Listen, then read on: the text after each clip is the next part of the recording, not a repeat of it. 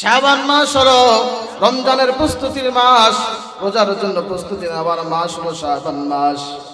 এই মাসে রাসূল সাল্লাল্লাহু আলাইহি ওয়াসাল্লাম যেমন ইবাদত করেছেন, সাহাবায়ে কেরাম আজমাইন রাদিয়াল্লাহু তাআলা আনহুম সবাই নিজের তাকওয়াকে বৃদ্ধি করার জন্য রমজানের প্রস্তুতিমূলক নিজেদেরকে রোজার দিকে আগাইয়া দিতেন। সুবহানাল্লাহ। প্রিয় মা বোনেরা সবচেয়ে বেশি রোজা রাখে আমাদের সমাজে। রমজান মাসে রোজা তো মা বোনদের কাজা হয় না, কিন্তু আমাদের বাজার ঘাটগুলোতে, আমাদের চায়ের দোকানগুলোতে যখন রমজান মাস আসে তখন দেখা যায় পর্দা পড়ে যায়। কি পড়ে যায়? পর্দা পড়ে যায়, পর্দা লেগে যায়। রমজান মাসে চায়ের দোকানগুলো কি করে? পর্দা করে। প্রিয় সুধী, এই সব থেকে আমাদেরকে হেফাজত থাকতে হবে। রমজান রোজা আমাদের জন্য আল্লাহ তাআলা কুতিবা আলাইকুমুস সিয়াম কামা কুতিবা আলাল লাযিনা ক্বাবলিকুম, রমজান রোজা আমাদের জন্য সবার জন্য ফরজ করেছেন আল্লাহ রাব্বুল আলামিন। এজন্য আমি কোথায় যাই, কোথায় গিয়ে খাই, এটা আল্লাহ তাআলা সবচেয়ে বেশি দেখনেওয়ালা, আলিমুন খাবীর, সবচেয়ে বেশি জাননেওয়ালা, সবচেয়ে বেশি খবর রাখনেওয়ালা। প্রিয় সুধী, রাসূল করিম সাল্লাল্লাহু আলাইহি ওয়াসাল্লাম যেমন তাকওয়াওয়ালা ছিলেন, সাহাবায়ে কেরামদেরকে ওরকম তাকওয়াওয়ালা বানিয়েছিলেন, ওরকম তাকওয়াওয়ালা সাহাবায়ে কেরাম হয়েছিল। দুনিয়ার জমিন আল্লাহ তাআলা এই জন্যই দিয়েছেন, দুনিয়ার হায়াতের জন্যই দিয়েছেন। আমি কে, আমাদের ভিতরে ঈমানদারদের ভিতরে কে কতটুকু ঈমানের সবচেয়ে উচ্চ শিখায় পৌঁছতে পারি, উপরে উঠতে পারি। আল্লাহ রাব্বুল আলামিন সূরাতুল মুলকের ভিতরে বলেন, দুনিয়ার হায়াতটা আমি এজন্য দিয়েছি, দুনিয়ার জিন্দেগিটা আমি এজন্য দিয়েছি, আমি হায়াত মউতকে এইজন্য দিয়েছি, লিয়াবলুয়াকুম আইয়ুকুম আহসানু আমালা, তোমাদের ভিতরে আমি পরীক্ষা করব কে কত সুন্দর আমল নিয়ে আমার কাছে আসতে পারবে, কে কত সুন্দর আমল আমার সামনে উপস্থাপন করতে পারবে। যে যত সুন্দর আমল উপস্থাপন করবা, আমি আল্লাহ তাআলা তার সাথে তত সুন্দর মুআমালা করব, তত সুন্দর আখলাক দেখিয়ে তার জন্য আমি আল্লাহ তাআলা তত শ্রেষ্ঠ উপহার রেখে দিয়েছি। সুবহানাল্লাহ। প্রিয় উপস্থিতি, সাহাবায়ে কেরামদের জিন্দেগিটা তাকওয়াময় ছিল। সাহাবায়ে কেরামদের জিন্দেগিতে তাকওয়ার ভিতরে কোনো সন্দেহ ছিল না, সন্দেহের লেশ মাত্র ছিল না। সাহাবায়ে কেরাম কেমন তাকওয়া ছিল, কেমন ঈমানের উচ্চ শিখরে ছিল, সাহাবায়ে কেরামদের ঈমান কেমন ছিল। বড়দের সাহাবায়ে কেরাম যাদের ব্যাপারে রাসূল সাল্লাল্লাহু আলাইহি ওয়াসাল্লাম নবী হওয়ার ঘোষণা পর্যন্ত দিয়েছিলেন, যদি কেউ নবী হইতো লাকানা ওমর, সে হইতো ওমর নবী হিসেবে স্বীকৃতি পাইত। ওই ওমর রাদিয়াল্লাহু তাআলা আনহু নিজেকে, নিজের তাকওয়াকে, নিজের ঈমানকে আমলের জন্য প্রতিযোগিতার পাল্লায় রাখতো। সুবহানাল্লাহ। কিভাবে? প্রিয় উপস্থিতি, আল্লাহ রাব্বুল আলামিনের দরবারে শুকরিয়া আদায় করা কখনো বান্দার বান্দির জন্য শেষ হয় না। আল্লাহ রাব্বুল আলামিনের শুকর বান্দার জন্য কখনো, যত শুকর আদায় করে না কেন, যত শুকর আদায় করি না কেন, কখনো শেষ হওয়ার নয়। আল্লাহ রাব্বুল আলামিন আজকের এই মাহফিলে আসা বসার তৌফিক, এটা কত বড় একটা তৌফিক, যেটা হাদিসের ভাষায় নবী পাক সাল্লাল্লাহু আলাইহি ওয়াসাল্লাম নিজেই বলেন যে বান্দার জন্য দুনিয়ার জমিনে যখন কোনো দিনের মজলিসে বসার সুযোগ হয়, তো ওই দিনই মজলিসের ব্যাপারে আল্লাহর ঘোষণা কি? ওই দিনই মজলিসের ব্যাপারে আল্লাহ জাল্লা জালালুহুর ঘোষণা হলো, ওই মজলিসে যারা উপস্থিত থাকে, মজলিসের শেষে এক ঘোষণাকারী ফেরেশতা ঘোষণা করে, কুমু মাগফুরাল লাকুম, তোমরা দাঁড়াও, এমন ভাবে দাঁড়াও, এমন ভাবে মজলিস শেষ করো আল্লাহ রাব্বুল আলামিন তোমাদের জিন্দেগীর সমস্ত গুনাহ খাতা ক্ষমা করে দিয়েছে। সুবহানাল্লাহ। এমন মজলিস আল্লাহ তাআলা এমন মজলিসের ইন্তজাম করার, আয়োজন করার তৌফিক আমাদেরকে নসিব করেছে। ফেরেশতা আল্লাহ রাব্বুল আলামিনের কাছে ওই বান্দা বান্দীদের উপরে উঠতে উঠতে আরশে আজিম পর্যন্ত ওঠেন। আল্লাহ তাআলা ফেরেশতাদেরকে জিজ্ঞাসা করেন, রে ফেরেশতারা, আমার বান্দা বান্দীরা কেন এক জায়গায় জড়ো হয়েছে? ফেরেশতারা বলেন, রব্বুল আলামিন, আপনার ওই বান্দা বান্দীরা, আপনার ওই বান্দারা জাহান্নামের ভয় আর জান্নাতের আশায় একত্রিত হয়েছে। আল্লাহ তাআলা ফেরেশতাদেরকে ডাক দিয়া বলেন, রে ফেরেশতারা, তোমরা সাক্ষী থাকো, আমার যে বান্দারা আমার জাহান্নামকে দেখে নাই। আল্লাহ তাআলা ফেরেশতাদেরকে জিজ্ঞাসা করতেছেন, আমার সেই বান্দারা কি জাহান্নাম দেখেছে কিনা? ফেরেশতারা উত্তরে বলেন, না রব্বুল আলামিন, তারা তো জাহান্নাম দেখি নাই। কি বলেন, আমরা জাহান্নাম দেখেছি? জাহান্নাম দেখি নাই। আবার আল্লাহ তাআলা জিজ্ঞাসা করেন, রে ফেরেশতারা, আমার ওই বান্দারা কি জান্নাত দেখেছে কিনা? ফেরেশতারা উত্তরে বলেন, না রব্বুল আলামিন, তারা জান্নাত দেখবে কোথেকে? জান্নাতের সুবাস তো পাই নাই, জান্নাতের সুঘ্রাণও তো তারা পাই নাই, জান্নাতের নমুনাও তো তারা দেখে নাই। আল্লাহ রাব্বুল আলামিন বলেন, ও ফেরেশতারা, তোমরা সাক্ষী থাকো, আমার যে বান্দারা আমার জাহান্নামকে দেখে নাই, আমার যেই বান্দারা আমার জান্নাতকে দেখে নাই, ওই বান্দারা যখন জাহান্নামের ভয় আর ওই জান্নাতের আশায় একত্রিত হয়েছে, আমি আল্লাহ তাআলার শান হলো তাদেরকে ক্ষমা করে দেওয়া। আমি আবার ওই সমস্ত মজলিসের বান্দাদেরকে ক্ষমা ঘোষণা করে দিলাম। সুবহানাল্লাহ। সম্মানিত শরীফ, আল্লাহর বান্দা, নবীর উম্মত, শুধু তাই নয়, ফেরেশতারা বলেন, রব্বুল আলামিন, ওই মজলিসের পাশ দিয়ে একজন লোক যাইতেছিল, ওই লোকটা তো মজলিসে বসার জন্য আসে নাই, ওই লোকটাকেও কি ক্ষমা করে দেওয়া হবে নাকি? আল্লাহ তাআলা ডাক দিয়া বলেন, রে ফেরেশতারা, এই মজলিস এত দামি, এত দামি, ওই বান্দা কি হাজত নিয়ে এসেছে, কোন জায়গায় যাওয়ার জন্য এসেছে, ওই দিকে না তাকাইয়া মজলিসের উসিলায় তারও ক্ষমা ঘোষণা করে দাও। সম্মানিত এলাকাবাসী, আমার প্রিয় মেয়ারহাটের এলাকাবাসীরা, যে যেখানে আছি, অল্প কিছু আলোচনা শোনার জন্য চলে আসি, মাহফিলের প্যান্ডেলে এসে পড়ি, জান্নাতের বাগানে এসে পড়ি। অল্প কিছু আলোচনা হবে। আমাদের জীবন, আমাদের হায়াত, আমাদের মৌত আল্লাহ তাআলা দান করেছেন। আল্লাহ জাল্লা জালালুহু ওয়া মানাওয়ালুহু, আল্লাহ রব্বে পাক, আল্লাহ রব্বুল ইজ্জত বড় মেহেরবানি করেছেন। দুনিয়ার এই ক্লান্তি লগ্নে, দুনিয়ার এই গুনার ময়দানে, ফিসিবাদের সময় আল্লাহ তাআলা আমি আপনাকে ঈমানের হালতে, ইসলামের অবস্থায় রেখেছে। এখন উন্মুক্তভাবে ঈমানের কথা বলা যায়, এখন উন্মুক্তভাবে সালাতের কথা বলা যায়, এখন উন্মুক্তভাবে জিহাদের কথা কোথাও কোথাও যদি বলা না যায়, আমাদের এই জায়গায় আগের মতো নয়, এখন আবার স্বাধীন হয়ে গেছে, এখনো জিহাদের কথা বলা যায় কিনা বলেন? এখন আবার জিহাদের কথা সমুচ্চরে বলা যায়, কোনো বাতিলের আঘাত আসে না, আলহামদুলিল্লাহ।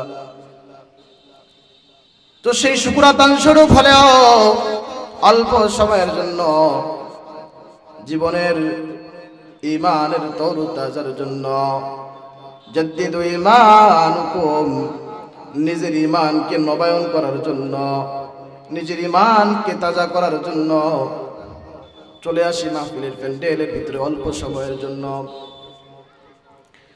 প্রিয় উপস্থিতি, আল্লাহ তাআলার বান্দা ও পর্দার আড়ালের মা বোনেরা, লক্ষ্য করে শুনবেন কথাগুলো। আল্লাহ রাব্বুল ইজ্জত যেই জিন্দেগি দিয়েছেন, যেই হায়াত দিয়েছেন, এই হায়াত আল্লাহ রাব্বুল আলামিন প্রতিটি সময়ের হিসাব নেবেন। প্রতিটি সময়ের ব্যাপারে আল্লাহ তাআলা জিজ্ঞাসাবাদ করবেন। কি বলেন, করবেন কিনা? প্রতিটি সময়ের ব্যাপারে জিজ্ঞাসাবাদ করবেন। এজন্য আমরা সবাই যে যেখানেই থাকি, এই সময়টুকুর জন্য, অল্প কিছু সময়ের জন্য আল্লাহ তাআলার জন্য, আল্লাহর ওয়াস্তে চলে আসি মাহফিলের প্যান্ডেলে কিছু কথা শোনার জন্য। নিজের জিন্দেগীর অল্প সময় মূল্যায়ন করি, মূল্যবোধ করি। আল্লাহ রাব্বুল ইজ্জাত এই সময়ের উসিলা করে সারা জিন্দেগীর সময়কে ঈমানময় করে দিবে, আমলময় করে দিবে ইনশাআল্লাহ। সেই সময় ধারাবাহিকতায় আল্লাহ জাল্লা জালালুহু আমাদেরকে আরবী সনের একটি মাস অতিবাহিত করছেন আমাদের ভিতরে, আমাদের মাঝে। আমরা আরবী বৎসরের একটি মাসের ভিতরে অতিবাহিত হইতেছি, পথ চলতেছি। ওই মাসটা হলো শাবান মাস। কি মাস বলেন? শাবান মাস। এই মাসের দিকে লক্ষ্য করে, সামনে রমজানুল মুবারক, রমজান মাসের দিকে লক্ষ্য করে একটি আয়াত পাঠ করেছি, তাকওয়া সংক্রান্ত আয়াত।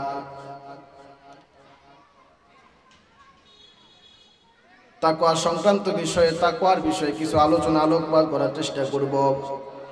দুনিয়ার ভিতরে হযরত আদম আলাইহিস সালাম থেকে সৃষ্টি থেকে শুরু করে কাল কিয়ামত অবধি, কিয়ামত পর্যন্ত যা কিছু আসবে আর যাবে, যত যা কিছু হবে দুনিয়ার জমিনে, সবচাইতে সব কিছুর ভিতরে সবচাইতে বড় আর উত্তম জিনিস হলো ঈমান। আর ঈমান ধরে রাখার সবচাইতে বড় অস্ত্র হলো, সবচাইতে বড় মাধ্যম হলো তাকওয়া। কি? সবচাইতে বড় মাধ্যম হলো তাকওয়া। তাকওয়া অবলম্বন করা, পরহেজগারি অবলম্বন করা সবচেয়ে বড় মাধ্যম। এজন্য আল্লাহ রাসূল সাল্লাল্লাহু আলাইহি ওয়াসাল্লাম বলেছেন, দুনিয়ার ভিতরে আমার উম্মতের ভিতরে এমন উম্মত থাকবে তাদের তাকওয়া না থাকার কারণে, পরহেজগারি না থাকার কারণে সকালবেলা ঘর থেকে ঈমান নিয়ে বের হবে, নাউযুবিল্লাহ মাআযাল্লাহ, সন্ধ্যাবেলা ঘরে ঈমান বিক্রি করে বেঈমান হয়ে ঘরের ভিতরে ঢুকবে, কোনো খবর থাকবে না। নাউযুবিল্লাহ। কি থাকবে না? কোনো খবর থাকবে না। ঈমান নিয়ে ঘর থেকে বের হবে তো বেঈমান হয়ে ঘরের ভিতরে ঢুকবে। হাজিরিন, আজকের এই মুবারক মাস, পবিত্র শাবান মাস, শাবান মাস সবচেয়ে বড় তাকওয়ার মাস, সবচেয়ে বড় পরহেজগারির মাস। এই শাবান মাস যখন আসতো, রাসূলুল্লাহ সাল্লাল্লাহু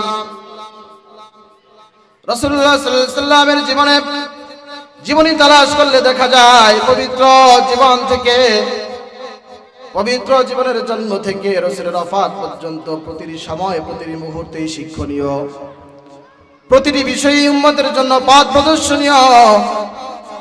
সেই পথ প্রদর্শন হওয়ার জন্য সাহাবায়ে কেরাম আম্মা জান আয়েশা রাদিয়াল্লাহু তাআলা আনহাকে রাসূলের দিন রাত এবং অন্যান্য আমল সম্পর্কে জিজ্ঞাসাবাদ করে করে ওই বিষয়গুলো উম্মতের জন্য পথ প্রদর্শন হিসেবে লিপিবদ্ধ করে গিয়েছিলেন, সংরক্ষণ করে গিয়েছিলেন। সেই হিসেবে হযরত আয়েশা রাদিয়াল্লাহু তাআলা আনহা থেকে পাওয়া যায়, নবী করিম সাল্লাল্লাহু আলাইহি সাল্লাম শাবান মাস কিভাবে কাটাইতেন, তিনাকে জিজ্ঞাসা করা হলে তিনি বলতেন, 12টা মাসের ভিতরে আল্লাহ রাসূল সাল্লাল্লাহু আলাইহি সাল্লাম পুরা মাস, রমজান মাস পুরা মাসে রোজা রাখতেন। আর রমজান মাসের আগে শাওয়াল, শাবান মাস, এই শাবান মাস রাসূল সাল্লাল্লাহু আলাইহি সাল্লাম রমজান মাস ব্যতীত অন্যান্য 11 মাসের ভিতরে সবচেয়ে বেশি রোজা রাখতেন। সুবহানাল্লাহ। জিজ্ঞাসা করা হলো কতদিন? বলা হলো 27 দিন রোজা রাখতেন। শাবানের 27 দিন রাসূল রোজা রাখতেন। আর আমরা শুধু শাবান মাস আসলে একটা রোজা নিয়ে পারাপারি করি, কেউ বা 2টা, কেউ বা 3টা। সেটা হলো শবে বরাতকে লক্ষ্য করে। হ্যাঁ, শবে বরাত আলাদা দিক থেকে, অন্য দিক থেকে শ্রেষ্ঠ, শ্রেয়, কিন্তু শাবান মাস পুরোটা অন্য দিক থেকে শ্রেষ্ঠ, সম্মানিত। প্রিয় সুধী, আল্লাহ রাব্বুল ইজ্জাত রাসূল পাক সাল্লাল্লাহু আলাইহি সাল্লামকে, রাসূল পাক সাল্লাল্লাহু আলাইহি সাল্লামের আগে পরের সব গুনাহ ক্ষমা করে দিয়েছেন। রাসূল পাক সাল্লাল্লাহু আলাইহি সাল্লাম অন্যান্য আম্বিয়া ইকরামদের থেকে সব থেকে শ্রেয়, সব থেকে, সবার থেকে আলাদা।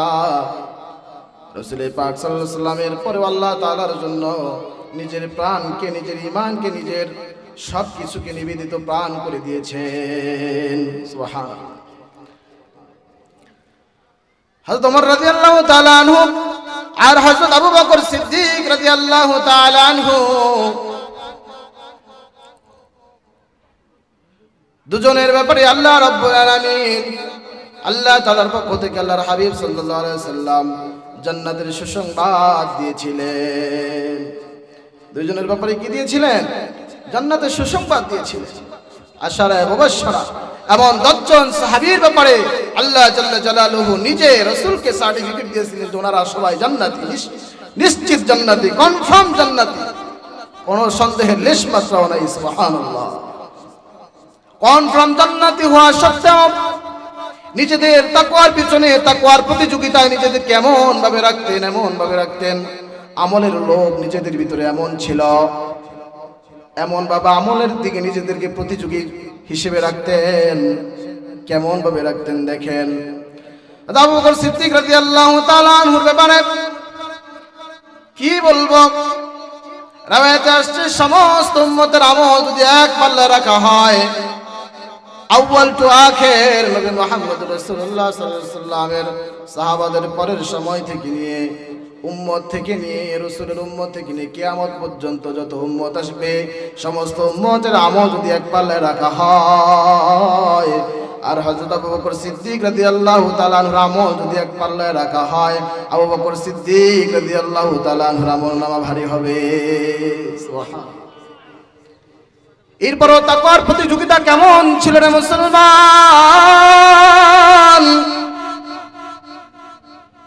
আরেকটি উপমা তার তাকওয়ার ক্ষেত্রে দিয়ে থাকি।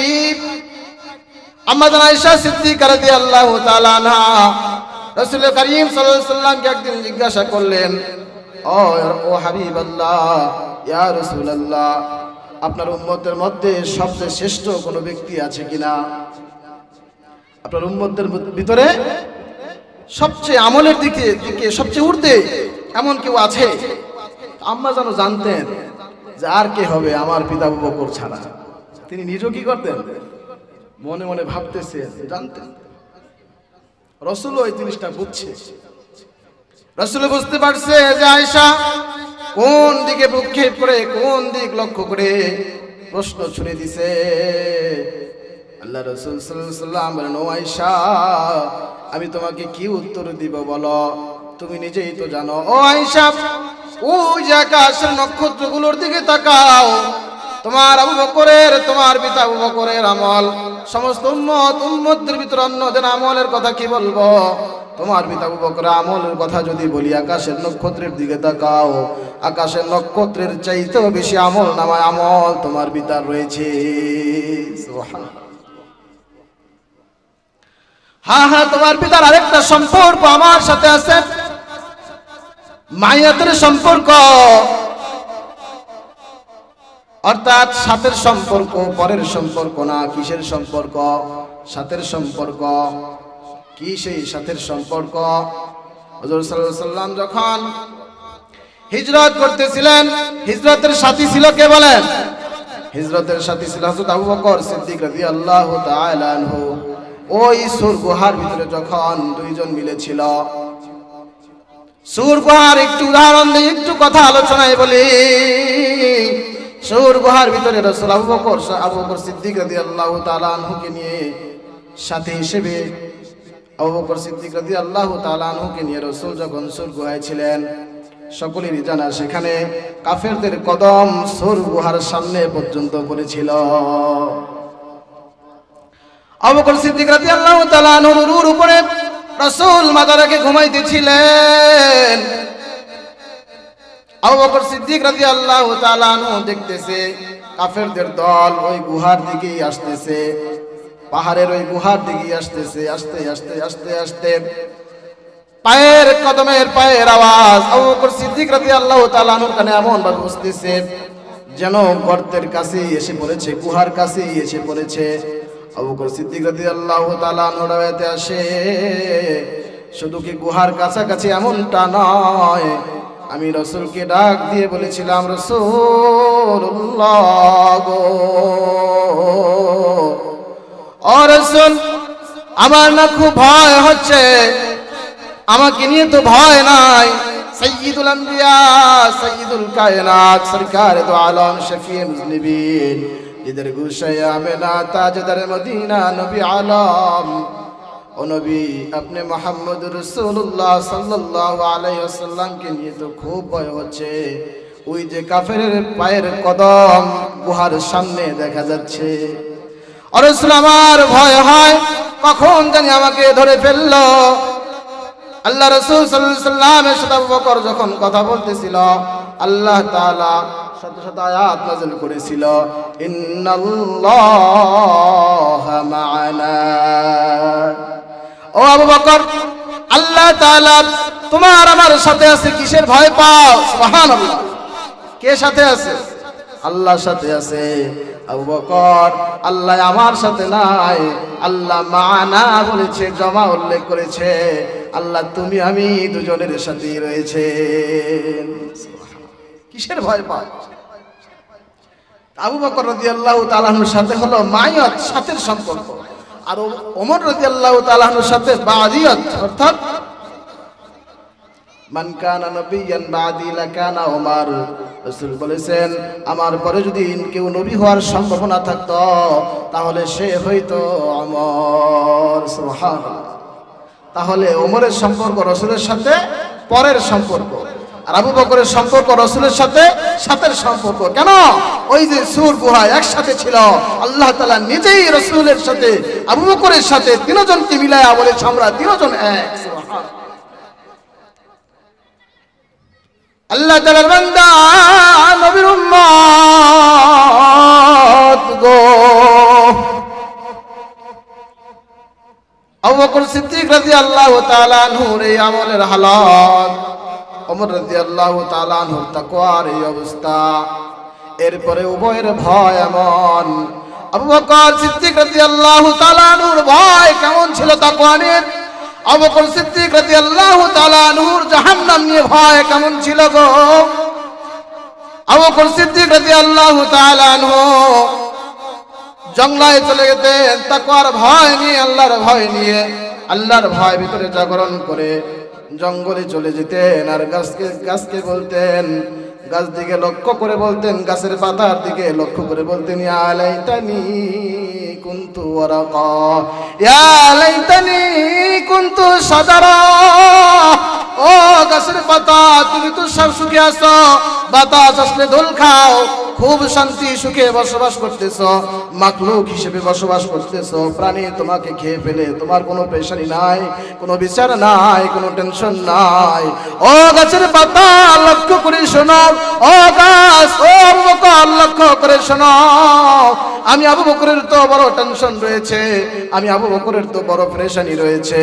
একদিন এক জঙ্গলার ভিতরে গিয়ে ছাগলকে লক্ষ্য করে বলেন, ছাগল, ও জঙ্গলার ছাগল,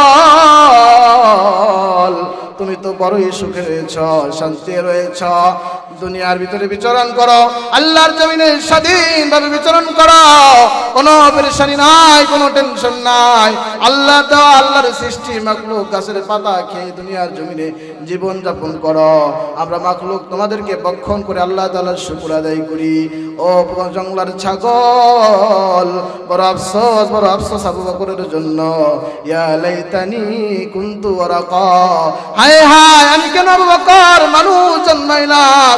আমি যদি গাছের পাতা হইতাম আমার কোনো হিসাব থাকতো না, আমি যদি জঙ্গলার পশু হইতাম আমার কোনো হিসাব থাকতো না।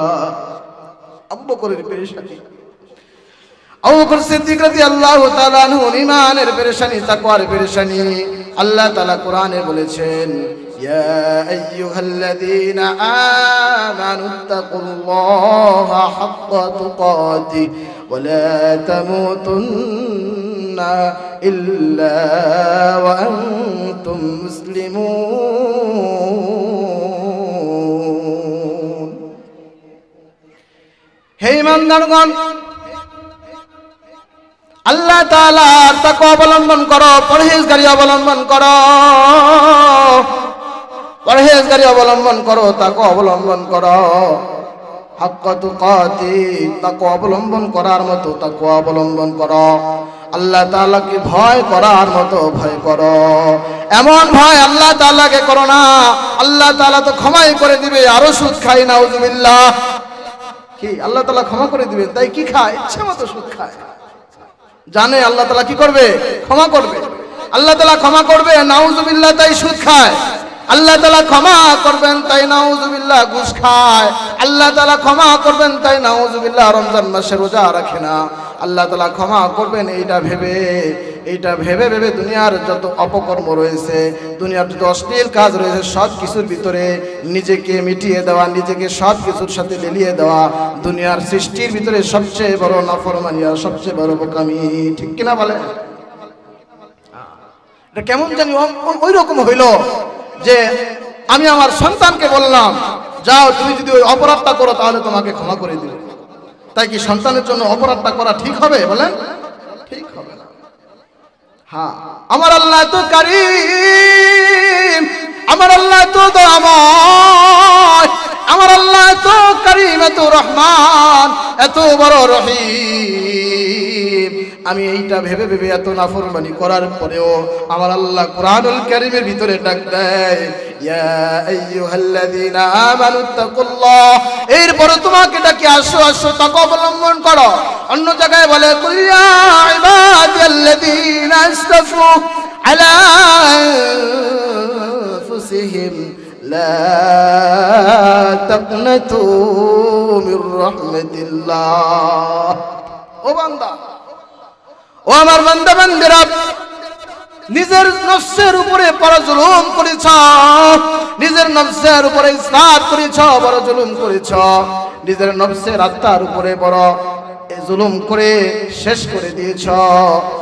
ইয়া ইবাদিয়াল্লাযীনা আসরাফু আলা আনফুসিহিম লা তাকনাতু মির রাহমাতিল্লাহ। যত বড় গুনাহ করো, যত বড় নাফরমানি করো, যত বড় অন্যায় করো, জেনে রাখো আমি আল্লাহ তাআলার রহমত তোমার এই অন্যায় অপরাধের চাইতেও বড়। সুবহানাল্লাহ। আল্লাহ এর পরেও কেন জানি বান্দাকে ডাক দেয়। এরপরেও আল্লাহ বান্দা দুনিয়ার জমিনে দিনের বেলায় গুনাহ করে থাকে, আমার আল্লাহ রাত্রে বান্দাকে ডাক দেয়, ইয়া ইবাদিয়াল্লাযীনা আসরাফু। ও বান্দা, কি হয়েছে? দিনে গুনাহ করেছো, আসো আসো রাত্রে আমি বান্দা, আমি আল্লাহ তুমি বান্দার জন্য ক্ষমার চাদর বিছায়া বসে রয়েছি।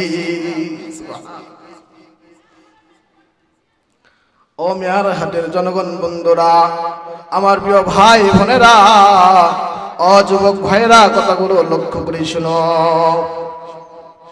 ওই যে আবু বকর সিদ্দিক রাদিয়াল্লাহু তাআলা আনহুর এত আমল, তারপরও নিজের ব্যাপারে এই চিন্তা, নিজের ব্যাপারে এই ফিকির, নিজের ঈমান নিয়ে এত বড় দুশ্চিন্তা, এত বড় চিন্তা, নিজের ঈমানের ব্যাপারে, নিজের আখলাকের ব্যাপারে এত বড় আবু বকরের চিন্তা। আবু বকরের ঈমানের ব্যাপারে রাসূল কি স্বীকৃতি দিয়েছে, আর আমাদের ঈমানের ব্যাপারে আল্লাহ কি স্বীকৃতি দিয়েছে, আল্লাহ রাসূল কি স্বীকৃতি দিয়েছে? আছে আমাদের কোনো জান্নাতের সার্টিফিকেট? কি বলেন, আছে? আর আবু বকরের তো জান্নাতের সার্টিফিকেট ছিল রাদিয়াল্লাহু তাআলা আনহু। আসুন আরেকজনের কথা বলি, হযরত ওমর ফারুক রাদিয়াল্লাহু তাআলা আনহু। হযরত ওমর ফারুক রাদিয়াল্লাহু তাআলা আনহু ঈমান নিয়ে চিন্তা কেমন ছিল? হযরত ওমর ফারুক রাদিয়াল্লাহু তাআলা আনহু ঈমান নিয়ে চিন্তা এমন ছিল, একদিন হযরত আবু বকর সিদ্দিক রাদিয়াল্লাহু তাআলা আনহুকে বলে, আবু বকর সিদ্দিক রাদিয়াল্লাহু তাআলা আনহু ওমর রাদিয়াল্লাহু তাআলা আনহু বন্ধুই ছিল, আত্মীয়তার বন্ধনও ছিল। বলেন, ভাই আসুন না আপনার সাথে একটা চুক্তি করি, একটা মুআমালা করি। বলে, কি চুক্তি করবেন? আবু বকর সিদ্দিক রাদিয়াল্লাহু তাআলা আনহু সরল ছিল। কি ছিল? সরল ছিল, কিন্তু সরল বলে বোকা ছিল না। কি ছিল না? বোকা ছিল না। সাহাবায়ে কেরাম সরল হইতে পারে, বোকা হইতে পারে না। সাহাবায়ে কেরাম উত্তরসূরি, উলামায়ে কেরাম সরল হইতে পারে, উলামায়ে কেরাম ছাড় দিতে পারে, উলামায়ে কেরাম ছেড়ে দেয় না। উলামায়ে কেরাম সরল হইতে পারে, উলামায়ে কেরাম বোকা হয় না। ঠিক কিনা বলেন? সম্মানিত হাজিরিন, হযরত ওমর ফারুক রাদিয়াল্লাহু তাআলা আনহু আবু বকর সিদ্দিক রাদিয়াল্লাহু তাআলা আনহুকে ডেকে বললেন, ও দোস্ত, ও বন্ধু, আসুন না আপনার সাথে একটা চুক্তি করি। বলে, কি চুক্তি করবেন? আবু বকর সিদ্দিক রাদিয়াল্লাহু তাআলা আনহু বলছে, ঘটনা অন্যদিকে মন নিতেছে। ঘটনা কি? আপনি আমার সাথে চুক্তি করবেন মানে কি?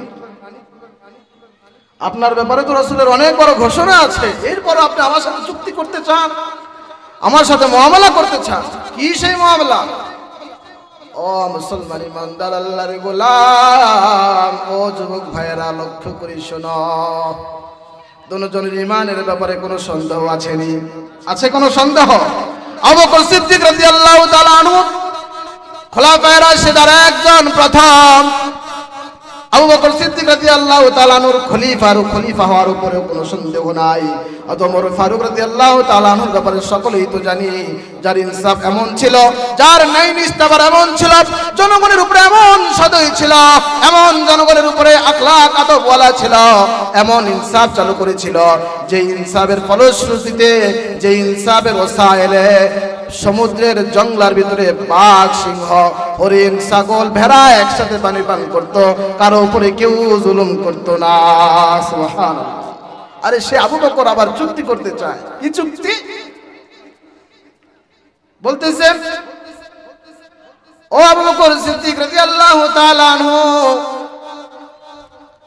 আপনার সাথে চুক্তি হলো, আমি আমার জীবনের সমস্ত আমল আপনাকে সুফর্দ করব, দিয়ে দিব।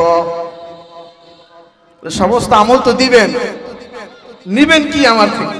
কি বলেন? জীবনের সমস্ত আমল কি করতে চায়? দিয়ে দিতে চায়। কে? এমন ব্যক্তি যার ব্যাপারে আল্লাহ রাসূল সাল্লাল্লাহু আলাইহি ওয়াসাল্লাম নবী হওয়ার ঘোষণা দেন, যদি নবী হওয়ার সম্ভাবনা থাকতো। এমন ব্যক্তি নাকি কি করে? জীবনের সমস্ত আমল আবু বকরকে দিয়ে দেয়। আবু বকর সিদ্দিক বললেন, আমার ও দোস্ত রাদিয়াল্লাহু আনহু, উদ্দেশ্য কি বলেন? ওমর রাদিয়াল্লাহু তাআলা আনহু বললেন, জীবনের সব আমল দিয়ে দিব গো ওমরের সব আমল দিয়ে দিব, এক রাত্রের আমলের বিনিময়ে। বলে কোন রাত্র? বলে ওই যে সূর গুহায় রাসূলের সাথে ছিলেন, ওই একটা রাত্রের যে ওয়াদা ছিল মাইয়াতের সম্পর্ক, ওই সম্পর্কটা আমাকে দিয়ে দেন। আমি ওমর আমার জীবনের সব আমল আপনি আবু বকরকে দিয়ে দিব। সুবহানাল্লাহ। ও যুবক ভাইয়েরা, দেখেন না দুই তাকওয়াওয়ালার কি চুক্তি, তাকওয়া নিয়ে তাদের কি ভয়। আজকে আমাদের কোন অবস্থা? আমরা প্রতিযোগিতায় আছি, দোকান নিয়ে, ব্যবসা নিয়ে, বাণিজ্য নিয়ে প্রতিযোগিতায় আছি, আমার ঘর নিয়ে প্রতিযোগিতায় আছি, আমার বিবিকে নিয়ে প্রতিযোগিতায় আছি, সন্তানদেরকে নিয়ে। মা আগনা আনহু মালুহু ওয়া মা কাসাব, এমন প্রতিযোগিতায় আছি যেগুলো আমার কোনো কাজে আসবে না, যেগুলো আমার কোনো কি আসবে না, কাজে আসবে না। যখন ওমর রাদিয়াল্লাহু তাআলা আনহু আবু বকর রাদিয়াল্লাহু তাআলা আনহুকে প্রস্তাব দিয়েছিল, সেই তাকওয়াওয়ালা আবু বকর সিদ্দিক রাদিয়াল্লাহু তাআলা আনহু আবার কি উত্তর দিয়েছে বলেন? কেমন উত্তর দিয়েছে? কত সুন্দর উত্তর দিয়েছেন। আবু বকর বলেন, ওমর, দুই চোখের পানি আবু বকর রাদিয়াল্লাহু তাআলা আনহু টপ টপ করে ছেড়ে দিয়েছেন। ওমর রাদিয়াল্লাহু তাআলা আনহুর কথাটা শুনে দুই চোখের পানি টপ টপ করে ছেড়ে দিয়ে বলেন, রে ওমর, ও দোস্ত ওমর, তুমি আমার কাছে এমন একটা জিনিস চাইছো, এমন একটা রাত চাইছো, এমন একটা সময় চাইছো, তোমার জিন্দগির সব আমলের বিনিময়। ও ওমর, ও দোস্ত শোনো, আমি আবু বকরের জীবনে ওই রাত্র ছাড়া আর কি আছে বলো? কি বলেন? আবু বকর সিদ্দিক রাদিয়াল্লাহু তাআলা আনহু কি শুধু একটা রাত্রের আমলই আছে? আল্লাহর বান্দা, নবীর উম্মত, জীবন এমন ভাবে গঠন করো, এমন ভাবে গঠন করো, সময়গুলোকে মূল্যায়ন করো, জীবন গঠিত হয়ে যাবে। সময়গুলোকে মূল্যবোধ করো, জীবন সৌন্দর্যময় হয়ে যাবে, জীবন শানদার হয়ে যাবে। আগে নিজের আমলগুলোকে জানদার বানাতে হবে। নিজের আমলগুলোকে কি বানাতে হবে? জানদার বানাতে হবে। কেমন জানদার?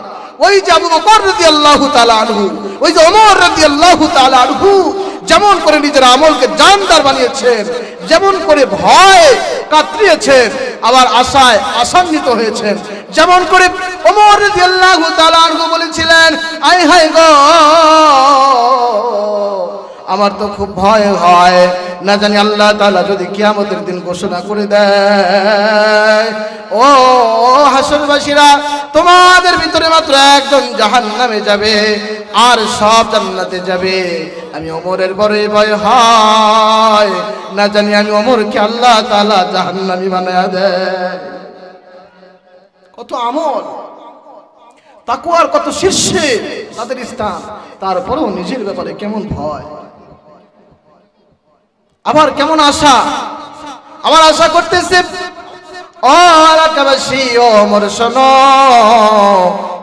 এত ভয়ে যদি পাও তবে আশাও রাখো, হাসরবাসীদের ভিতরে সবাইকে যদি আল্লাহ জাল্লা জালালুহু আম্মা নাওয়ালুহু জাহান্নামে পাঠিয়ে বলেন, এই হাসরের ময়দানের একজন জান্নাতে যাবে, হয়তো আমি সেই ওমর জান্নাতে যাব।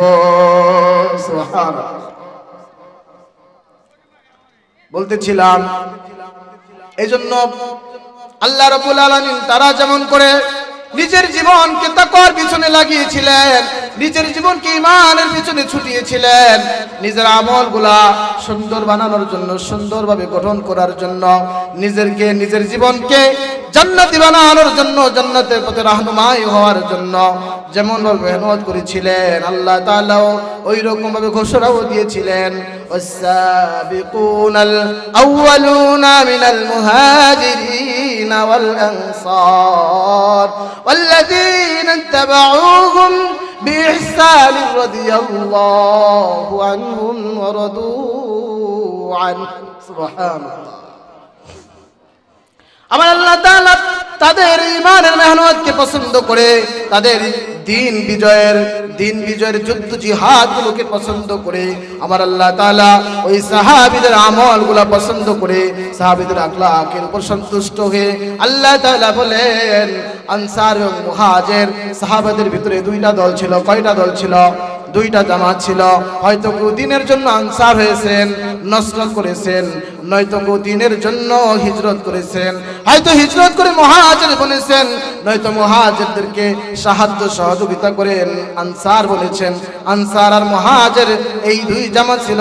এই দুই জামাতের ব্যাপারে আল্লাহ তাআলা ঘোষণা দেন, আনসার এবং মুহাজির আল্লাযীনা ইত্তাবাউহুম বিইহসান, ইহসানের সহিত, ঈমানের সহিত, ইহতিসাবের সহিত ওই সাহাবীদেরকে যারা অনুসরণ করবে, রাদিয়াল্লাহু তাআলা আনহুম ওয়া রাদু আন, আমি আল্লাহ তাআলা ওই সাহাবী এবং যারা অনুসারী সবার উপরে রাজি খুশি হয়ে যাব।